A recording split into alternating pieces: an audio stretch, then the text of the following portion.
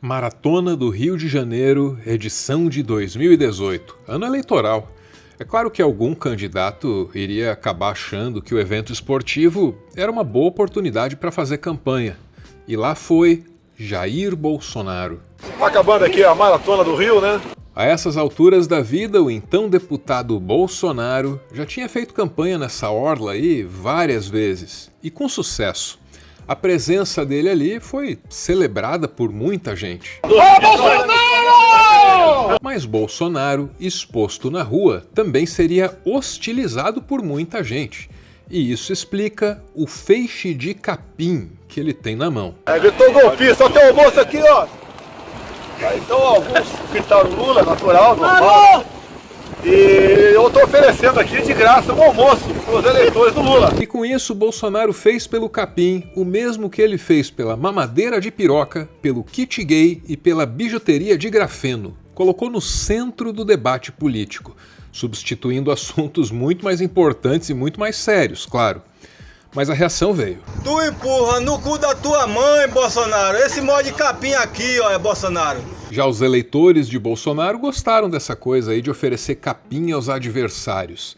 É um gesto que simboliza uma suposta superioridade intelectual, ao passo em que se disfarça na ironia e até na generosidade de quem oferece o alimento. Mas, para que esse simbolismo funcione, é necessário oferecer o capim. Teve gente que não entendeu muito bem a lógica da coisa. Galera, tá falando que Bolsonaro mandou os nordestinos comer capim. Se papai Bolsonaro mandou, nós come. Mas sejamos justos, isso que você viu é a exceção. A maioria entendeu que era para oferecer o capim e não para comê-lo. Em São Paulo, um grupo de bolsonaristas até exagerou na oferta, levou um carregamento inteiro para carreata. Mas isso foi em 2018 e a trend infame do capim poderia ter ficado para trás.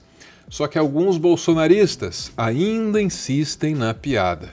Exemplo em foco: Sayonara Goldoni, a dona da loja Mondiale em Porto Alegre. Eu convido a todos os esquerdistas que estão passando por necessidade por causa do seu governo atual a vir se alimentar aqui nas lojas Mondiale. Temos bastante picanha para eles. Petistas podem vir, serão muito bem recebidos da porta para fora. Meses se passaram e a Sayonara apareceu novamente. Menos assintosa, muito mais humilde. Gente, nós não temos mais clientes em loja. Nesse momento, estou vindo humildemente pedir com grande carinho. Se vocês precisarem adquirir qualquer produto de casa, por favor, nos prestigie. Nos ajude a manter nossas lojas abertas. Agora pergunta aí para nossa Sayonara de quem é a culpa pela penúria da loja Mondiale. Agora não é problema de enchente, e agora é problema de um ladrão que está acabando com o nosso país. E o PT, hein? E o Lula? A minha intenção aqui não é condenar a ofensa da Sayonara, por mais condenável que ela seja. Também não quero responder uma ofensa com outra, porque isso não seria produtivo. Muito mais útil é olhar para a situação dela, compreender por que o negócio dela está indo tão mal. Porque entendendo as razões da penúria da Sayonara, a gente vai poder entender características de um sistema sob o qual todos nós vivemos. E eu estou falando de problemas coletivos que exigem soluções coletivas. E para buscar soluções coletivas, a gente precisa de alguma união. Por isso eu faço aqui esse esforço de superar essa polarização tão danosa que assola o Brasil. É possível, com empatia, com muito amor no coração. Vai tomar no cu, Álvaro, porra! Que saco! A Sayonara atribui as dificuldades da loja dela a um governo que não é exatamente aquele governo que ela queria, uma frustração. O que não fica claro é como esse governo estaria prejudicando a Sayonara. Quem tentar entender como o tal ladrão na presidência roubou até a clientela da loja Mondiale em Porto Alegre, quem tentar entender isso aí vai ter dificuldades, porque dos indicadores econômicos certamente não vai sair nenhuma explicação plausível, material. E a economia brasileira cresceu 3,4% no ano passado. Foi o melhor resultado do PIB em 3 anos. E ninguém poderia dizer que o crescimento do produto interno bruto não está acompanhado de uma retomada do consumo. As pessoas estão comprando, só não estão comprando na loja da Sayonara, por qualquer razão. Forte nível de consumo das famílias também contribuiu para a alta do PIB no ano, subindo 4,8% em relação a 2023. Então, numa boa, hein? Não tem olhar macroeconômico que explique a penúria da loja Mondiale. É preciso olhar para o varejo, literalmente. O que é que a Sayonara vende? Aqui a gente recorre ao trabalho do jornalista Dirceu Antunes, que visitou a loja e parece gostar muito ali da pessoa da Sayonara, do negócio dela, uma relação respeitosa. Estou na loja Mondiale La Vostra Casa. Estou com a proprietária Sayonara. Que ela vai falar sobre a loja dela aqui. Se ela caminhar um pouquinho comigo aqui, você vai ver essa loja magnífica que tem. Que depois eu estou fazendo um vídeo e você vai ver os produtos. Eu acho que ela tem tudo, viu? Para sua casa ela tem tudo. Trabalhamos com produtos bem diferenciados, marcas renomadas em todos os países do mundo, como Tescoma, Dream Farm, Joyer, Le Creuset. E em dado ponto dessa visita aí do jornalista Dirceu, ele faz uma comparação que pra gente aqui vai ser bem importante. Não tem outro lugar para ir. Esse aqui é um pequeno, para mim é um pequeno do velho da van. Pequena loja que começou o velho da van assim. Daqui uns anos está como a van. E ele tem razão, a Sayonara vende utilidades domésticas. E o Luciano Hang, da Havan, também. Nesse ponto a gente se pergunta, né? Será que a Havan do Luciano Hang, um empresário conhecido por subir no palanque do bolsonarismo, será que a Havan também está indo mal? Como é que anda o grupo Havan hoje em dia, hein? Será que a saída do Bolsonaro da presidência prejudicou as lojas? Não, tá aí, Grupo Havan registrou lucro líquido recorde de 2 bilhões e 700 milhões de reais em 2024. É uma coisa impressionante em números absolutos. Claro, muito dinheiro mesmo. Mas quando você compara esse resultado com o dos anos anteriores, aí é que a cabeça explode, assim. 80% de crescimento no lucro líquido de um ano para o outro. Vamos mostrar o crescimento do lucro das lojas, são quase 200 lojas espalhadas por todo o Brasil. Ao longo dos últimos anos. Desde Cartela Bolsonaro. no ar, vamos lá, cartela no ar, os 4 anos do governo Bolsonaro, tira ali a taxa. E os 2 do Lula. E os 2 do Lula, vai lá, Ari. Governo Bolsonaro 2019, 1 bilhão de lucro líquido. Então, aí não é faturamento, é lucro líquido. Tá. Em 2020, mesmo com a pandemia, aumentou para 1 bilhão e 300 milhões. E se manteve assim em 2021 e 2022. Aí Lula foi eleito. No primeiro governo Lula, já houve um crescimento de 100 milhões de reais no lucro líquido do grupo.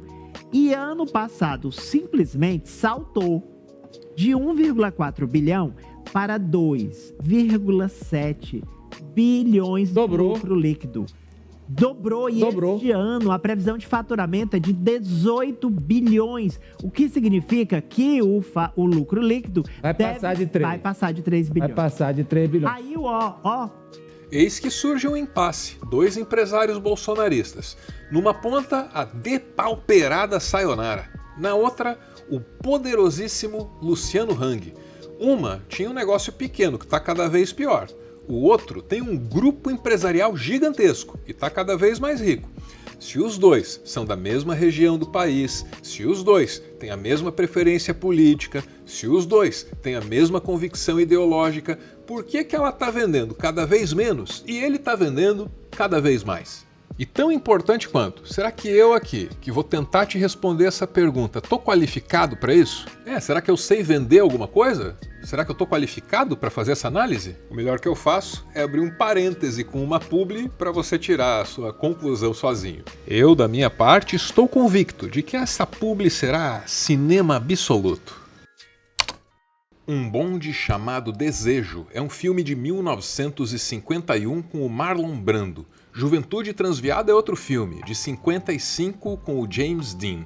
E mesmo que você não tenha visto esses filmes, acredite, você foi influenciado por eles. E por quê? Porque esses são os filmes que liberaram o mundo para usar camiseta, uma peça que até então era vista apenas como roupa de baixo, meio que uma espécie de cueca abdominal, se é que você me entende. Até então, sair por aí de camiseta era um ato de rebeldia, e hoje a gente percebe que os rebeldes dos anos 50 tinham razão, porque a camiseta é funcional e é elegante para a maioria das situações.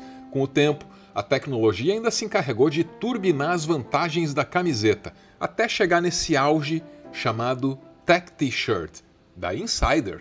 Você nunca vai precisar passar uma dessas. Vai precisar lavar muito menos que as outras, porque tem tecnologia anti-odor.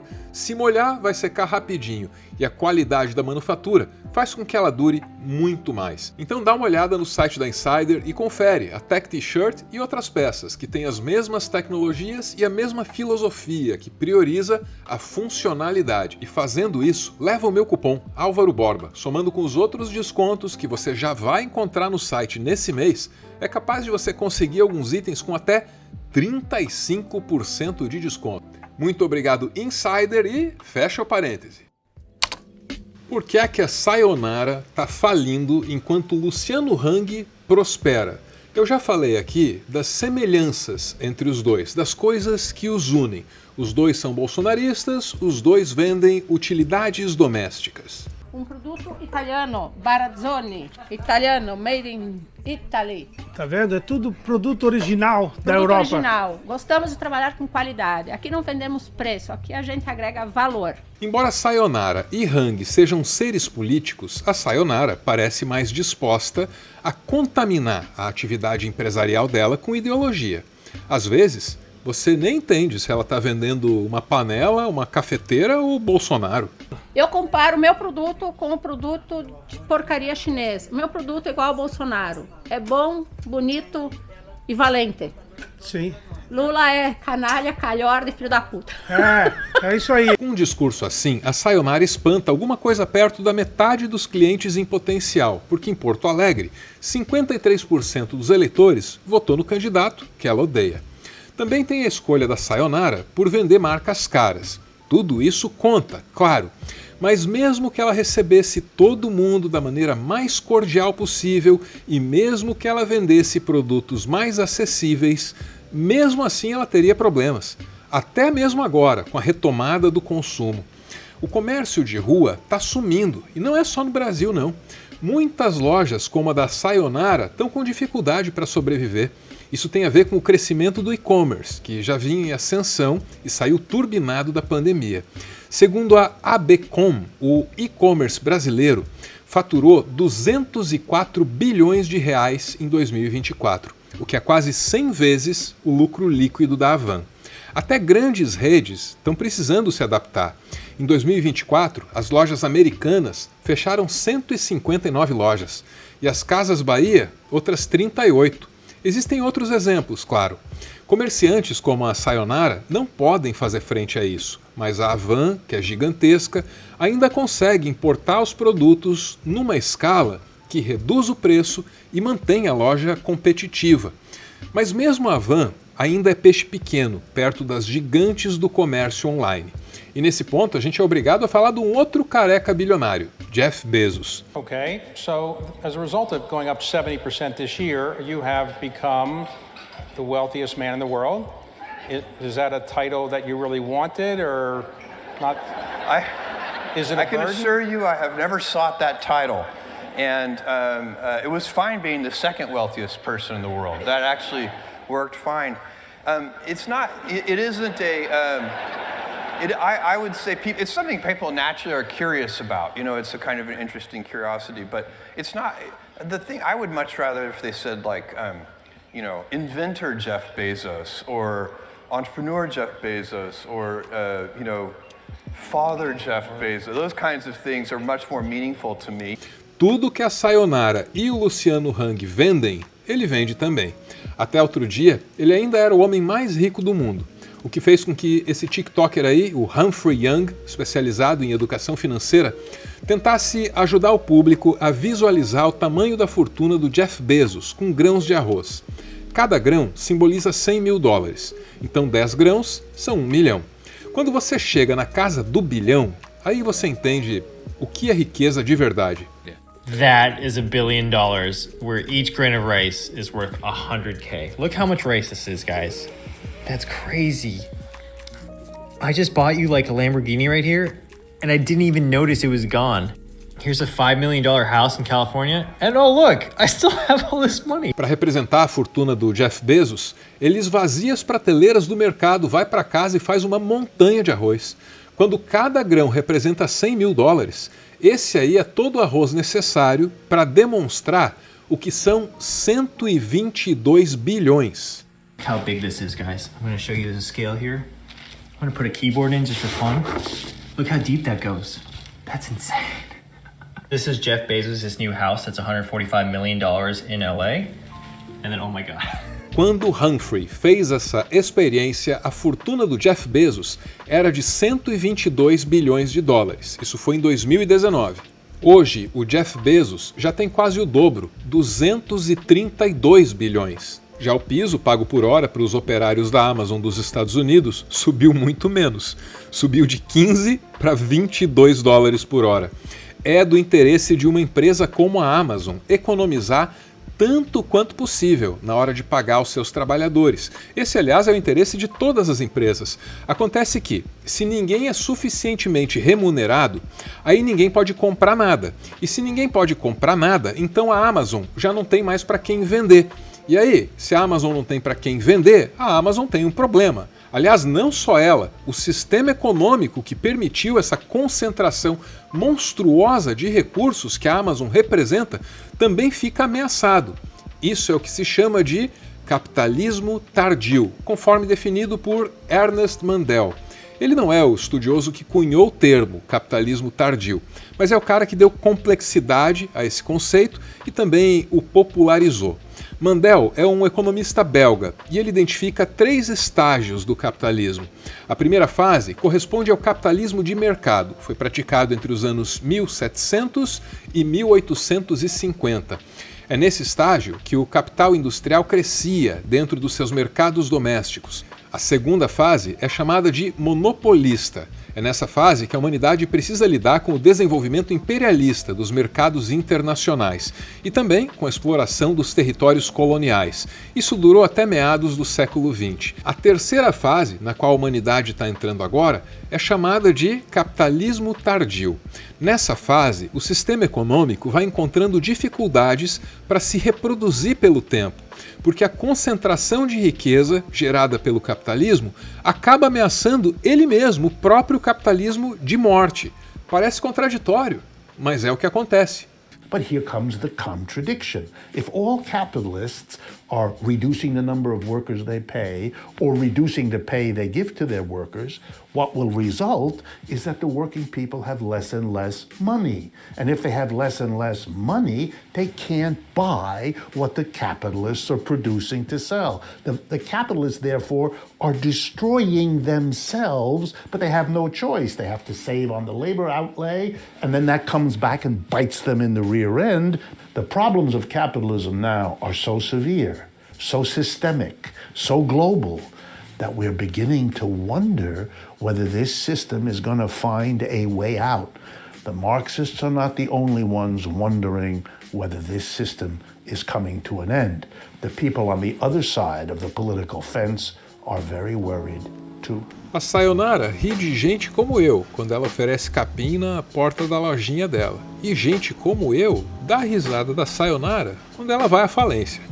Se a gente tivesse juízo, ia estar todo mundo junto e preocupado, porque nem ela e nem nós temos grandes chances de rir por último, não do jeito que a coisa está indo.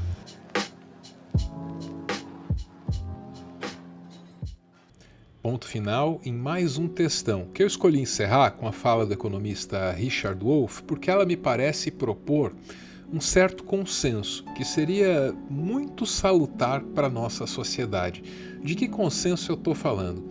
o capitalismo, nessa fase, com essa acumulação escandalosa, tem problemas a serem resolvidos. Esses problemas precisam ser reconhecidos, é aí que mora o consenso necessário. O que a gente faz a partir disso?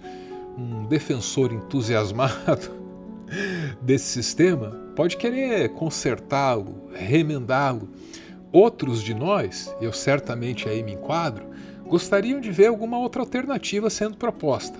Mas esse consenso aí a gente poderia afirmar, hein? Tem problemas a serem resolvidos. Não dá simplesmente para ficar como está durante muito tempo. Inclusive é perigoso para a coesão social.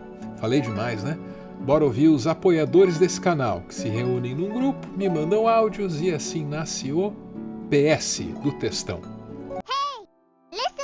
É que essa senhora, a Sayonara, né? Ela cometeu assim vamos dizer, muito entre aspas, né? Um pecado capital. Há uma diferença muito grande entre você ser rico e se achar rico, né? Ela se deu mal. Pura e simplesmente, ela se deu mal. E se deu muito mal. Ela está muito mais próxima da ralé da sociedade do que da elite. E bastaria um pouco de informação e de cálculo matemático para ela perceber isso. O número de bilionários no mundo ultrapassou a marca de 3.000 pela primeira vez em 2025. A riqueza total desses bilionários atingiu mais de 16 trilhões de dólares. Só a fortuna do Elon Musk já atingiu 500 bilhões de dólares. O capitalista ele só precisa do dinheiro. Ponto. Tanto faz de onde venha. Se ele vai vender arma, se ele vai vender utilidade doméstica, ele só precisa do dinheiro do cliente. E ela esqueceu disso. Ou ela ignora isso. E ignorando e esquecendo que o dinheiro ele tem que chegar na caixa registradora dela ou no Pix dela através de qualquer fonte para que ela sobreviva, ela cometeu, na minha opinião, um erro crasso. Assim como a senhora Sayonara, vários e vários comerciantes aí pelo Brasil afora compraram também essa ideia, né? Que petista não entra aqui, que isso e aquilo, e tudo está vinculado ao PT, como se fosse só o PT o problema, mas não é. E ao final acabam passando por situações como essas. Como diriam os capitalistas, né, eles iam dizer assim, olha, você tem que se esforçar mais e pensar fora da caixinha e tentar, né, alavancar seu negócio. Eu acho que seria isso que o Luciano Hang ia falar para ela, né? Fica a lição. Depois do final, o finalzinho. Depois do finalzinho, o finalzinho. Os últimos segundos, que são os únicos que eu tenho para dizer o que eu realmente quero no meu próprio canal. Veja que coisa. E o que eu quero dizer é que eu tenho colocado alguns criadores que fazem reacts desses conteúdos aqui logo no início do vídeo, né? E entrou hoje também a nossa Croezinha. E aí eu queria dizer que eu assisti a live em que ela menciona a menção aqui nesse canal. Aí ela contou que assistia o Meteoro, né, meu projeto anterior e tal. Um relato muito afetuoso, assim. E emocionou o tio aqui, né? Porque é legal de perceber que o que foi feito lá atrás, de alguma forma, entrou na vida dessa geração que está aí apresentando conteúdo novo e tão bacana. Sigam o canal da nossa Croezinha. Vou mencionar de novo no futuro próximo aí. Valeu!